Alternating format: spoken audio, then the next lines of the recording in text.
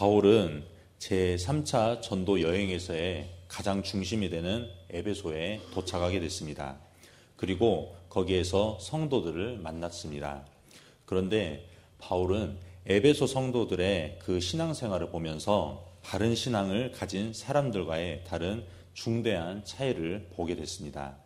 그들은 분명히 예수님을 믿는 것 같은데 구원받은 자가 아니라 구원의 변두리에만 서성이는 자들처럼 보였다는 것입니다. 그래서 바울은 이렇게 그들에게 질문을 했습니다.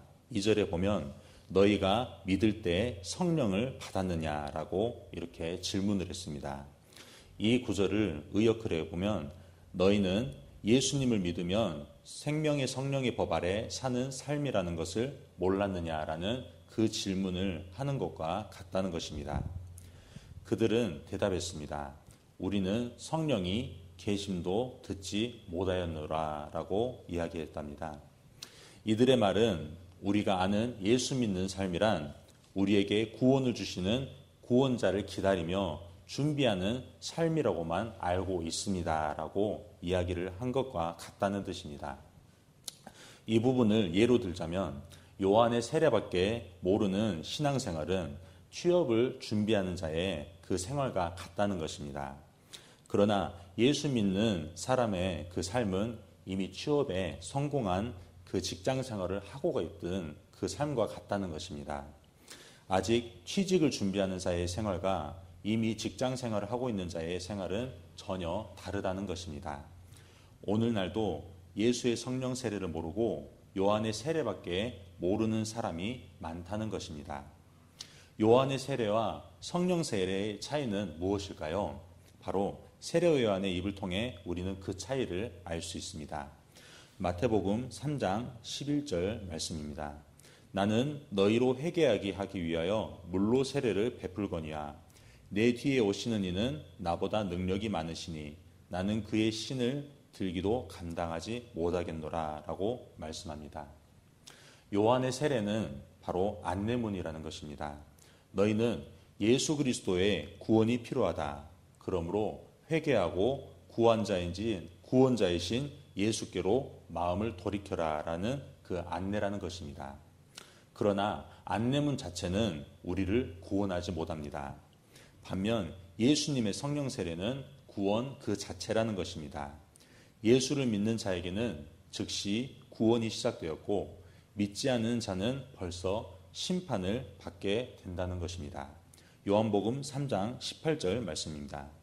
그를 믿는 자는 심판을 받지 아니하는 것이요 믿지 아니하는 자는 하나님의 독생자의 이름을 믿지 아니하므로 벌써 심판을 받은 것이니라. 우리는 죽으면 천국 간다고 믿습니다. 구원받은 사람은 바로 천국 간다는 말이 맞습니다. 그러나 여기에만 머물러 있으면 우리가 받은 구원을 천국에 가야만 누릴 수 있다고 생각하게 된다는 것입니다. 그러나 구원은 예수님을 믿는 즉시 시작되었습니다. 이미 우리는 구원 속에 들어와 있고 바로 구원은 현재이며 현실이라는 것입니다. 그러므로 우리는 구원을 기다리는 사람이 아니라 구원을 이미 받은 사람으로 살아갈 수 있다는 것을 이야기하고 있습니다. 로마서 6장 11절 말씀입니다. 이와 같이 너희도 너희 자신을 죄에 대하여는 죽은 자요 그리스도 예수 안에서 하나님께 대하여는 살아있는 자로 여길지어다 라는 말씀처럼 우리가 살아간다는 것입니다. 하루를 시작할 때 무언가를 잘못한 사람처럼 혹은 우리가 잘해야 좋은 하루가 되는 것처럼 시작할 필요가 없다는 것입니다. 우리는 이미 구원받았다 해서 우리는 하루를 시작할 수 있다는 것입니다. 하나님은 우리 아버지이시니 아버지로서 책임을 다하시는 하루를 우리가 자녀로서 살 수 있다는 그 믿음에서 이 하루를 시작한다는 것입니다. 그래서 예수님께서는 아버지에게 하는 자녀들의 기도를 이렇게 가리킵니다. 마태복음 7장 7절 말씀입니다. 구하라 그러면 받을 것이다. 찾으라 그러면 찾을 것이다. 문을 두드려라 그러면 열릴 것이다. 누구든지 구하는 사람은 받을 것이며 찾는 사람은 찾을 것이요 두드리는 사람에게는 열릴 것이다. 너희 중에 자기 아들이 빵을 달라는데 돌을 주며 생선을 달라는데 뱀을 줄 사람이 있겠느냐. 악한 사람이라도 자기 자녀에게는 좋은 선물을 줄 아는데 하물며 하늘에 계신 너희 아버지께서 구하는 사람에게 더 좋은 것을 주시기 않겠느냐라고 말씀합니다. 하늘 아버지께서는 항상 우리가 구하는 것보다 더 좋은 것으로 응답하십니다. 바울 사도는 이 말씀을 에베소서 3장에서 이렇게 증언했습니다. 우리 가운데 일하시는 하나님께서는 우리가 구하고 생각하는 것보다 훨씬 더 많은 것을 채워주신다고 이야기하고 있습니다. 그렇다면 우리가 구하는 것보다 아버지께서 주시는 더 좋은 것, 더 많은 것은 무엇일까요? 바로 성령이라는 것입니다. 누가복음 11장 13절 말씀입니다. 너희가 악할지라도 좋은 것을 자식에게 줄 알거든 하물며 너희 하늘 아버지께서 구하는 자에게 성령을 주시지 않겠느냐 하시리라 라고 말씀합니다. 우리가 구하는 것보다 과연 성령을 주시는 것이 더 좋은 것인가요? 여기에 대해서 바울은 로마서 8장에서 이렇게 증언합니다. 로마서 8장 1절 말씀입니다. 그러므로 이제 그리스도 예수 안에 있는 자에게는 결코 정죄함이 없나니 이는 그리스도 예수 안에 있는 생명의 성령의 법이 죄와 사망의 법에서 너를 해방하였음이라 라고 이야기하고 있습니다. 모든 인간은 결국 죄와 사망으로 갑니다. 그러나 성령의 통치 아래 있는 사람은 생명으로 가게 됩니다. 우리가 구하는 것으로 얻을 수 없는 그 죽음의 문제를 하나님께서는 예수님을 살리신 성령을 통해서 해결해 주신다는 것입니다. 죄와 사망으로 가는 인생과 성령의 통치 아래 있는 인생, 이 두 인생은 오늘날을 살아가는 우리뿐만 아니라 성경의 많은 인물들의 인생에서도 극명하게 나타났습니다. 오늘 우리가 함께 읽은 이 말씀에서도 마찬가지거냐, 바로 성경에서 사울왕과 다윗의 이야기에서도 그 모습을 볼 수 있습니다. 사울왕은 인간의 최선이 자기 인생에서 무엇을 만들어낼 수 있는지를 알려주는 대표적인 인물입니다. 또한 다윗 왕은 하나님의 최선이 사람의 인생에서 무엇을 만들어낼 수 있는지를 나타내는 대표자입니다. 사울왕과 다윗은 하나님께 기름 부음 받은 자라는 점에서 동일한 조건을 가졌습니다. 그러나 두 사람은 전혀 다른 인생길을 걷게 됩니다. 사울왕은 골리앗을 물리친 다윗을 백성들이 칭송하는 소리에 그 마음이 완악해집니다. 그리고 다윗을 죽이기 위해 10여 년을 미친 사람처럼 쫓아다니게 됐습니다. 그러나 번번이 다윗을 죽이는데 실패하게 됩니다. 오히려 두 차례나 다윗에게 죽을 위기에 처하게 됐다는 것입니다. 하지만 다윗은 그 하나님께 기름 부음 받은 사울을 살려줍니다.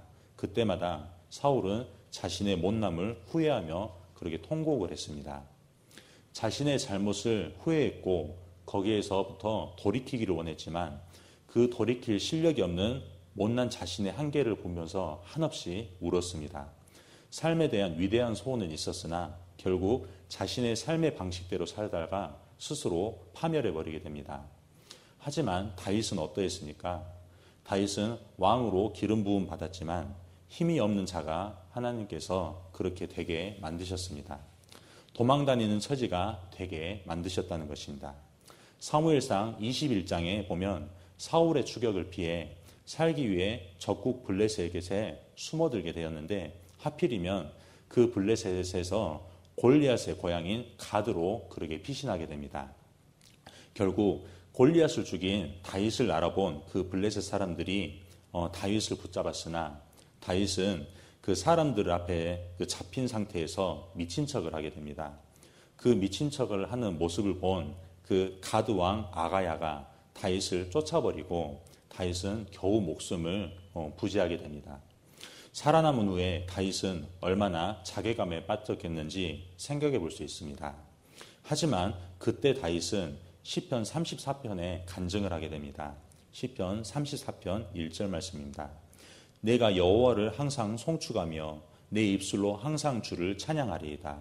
내 영혼이 여호와를 자랑하리니 곤고한 자들이 이를 듣고 기뻐하리로다. 한때는 영웅이었던 자가 이렇게 미친 척을 해서라도 목숨을 연명한다는 것은 참으로 부끄러운 일입니다. 하지만 하나님께서는 이 부끄러운 일이 그의 부끄러운 인생을 사는 자가 되게 하지 않으셨다는 것입니다. 오히려 이 부끄러운 일을 통해서 공고한 자들에게 기쁜 소식을 전하는 자로 살아가게 하셨다는 것입니다. 다윗의 인생은 하나님께서 그의 인생에 그 깨진 틈을 물을 가득 채우셔서 그 공고한 사람들에게 그 생명수를 흘러보내는 그 인생을 살게 하셨다는 것입니다. 빚진 사람들, 환난당한 사람들, 마음이 원통한 사람들 사이로 다윗을 보내셔서 다시금 살 소망을 갖게 다윗을 사용하셨다는 것입니다. 그러므로 다윗의 그 부끄러움은 하나님의 은혜와 긍휼과 자비가 부어지는 그 그릇으로 사용하셨다는 것입니다. 깨진 그릇에 생수를 담으시는 것과 같은 인생, 그가 가는 길에 풀이 자라고 꽃이 피는 물뿌리개 같은 인생을 살게 하셨다는 것입니다. 오늘날을 살아가는 성도의 인생도 다윗의 인생처럼 하나님이 사용하신다는 것입니다. 그러므로 인해서 부끄러워도 면목 없어도 우리는 여전히 살아갈 수 있다는 것입니다. 우리의 어떠함에 구애받지 않으시는 하나님께서 구하는 자에게 성령을 주시리라는 약속을 믿고 오늘을 살아갈 수 있습니다. 그리하여 다윗의 고백처럼 나와 같은 상한 심령과 처지의 사람들이 주께로 돌아오리라는 소망을 품고 기도하는 사람으로 살아갈 수 있다는 것입니다. 시편 51편 10절 말씀입니다. 하나님이여 내 속에 정한 마음을 창조하시고 내 안에 정직한 영을 새롭게 하소서. 나를 주 앞에서 쫓아내지 마시며 주의 성령을 내게서 거두지 마소서. 주의 구원의 즐거움을 내게 회복시켜 주시고 자원하는 심령을 주사 나를 붙드소서. 그리하면 내가 범죄자에게 주의 도를 가르치니 죄인들이 주께 돌아오리로다. 아멘. 이 다윗의 고백이 우리 인생의 고백이 되는 오늘을 사는, 그리하여서 계속해서 하나님의 그 말씀이 전해지고 믿지 않는 자들이 주께로 돌아오는 그 인생을 사는 저와 여러분들의 삶이 되시기를 주님의 이름으로 축원합니다. 아멘. 우리 함께 기도하기를 원합니다.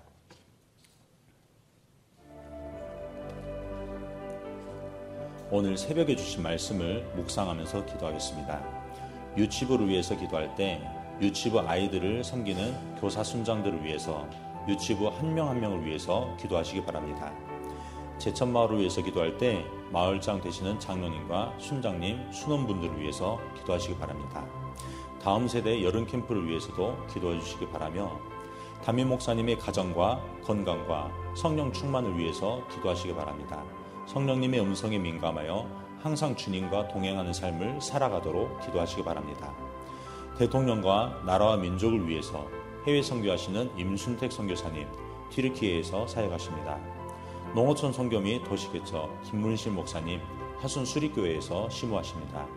광신대학교를 위해서 기도할 때 교회들이 광신대를 위해 기도하며 후원하도록 함께 기도하시겠습니다.